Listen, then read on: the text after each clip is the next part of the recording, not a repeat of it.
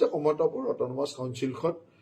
পূৰ্ণাংগ ৰূপত নিয়াৰ কাৰণে আৰু ইয়াৰ ইলেকশ্যন প্ৰচেছটো খুব সোনকালে আৰম্ভ হ'ব যাতে ইলেকশ্যন প্ৰচেছলৈ লৈ যাব পাৰো সেইকাৰণে আমাৰ বিভাগীয় কামখিনি আমি আগবঢ়াব দিছো গাঁও কৰ্তন হ'ব নেকি এনেকুৱা ধৰণৰ আলোচনা হৈছে নেকি কাৰণ বহু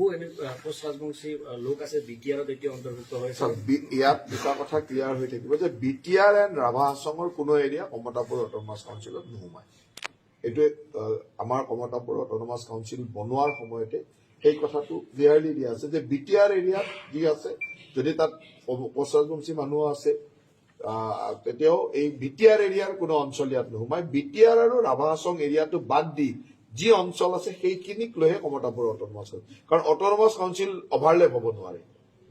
সেইখন অট'নমাছ কাউন্সিলৰ এটা এৰিয়া আকৌ ইয়ালৈ লৈ আহিব আৰু বিটিআৰৰ পৰা এৰিয়া লৈ অহাৰ কথা বা ৰাভা হাছঙৰ পৰা এৰিয়া লৈ অহাৰ কথা হ'বও নোৱাৰে গতিকে বিটিআৰ আৰু ৰাভা হাছং বাদ দি যিখিনি এৰিয়া আছে তাৰ ভিতৰতে কমতাপুৰ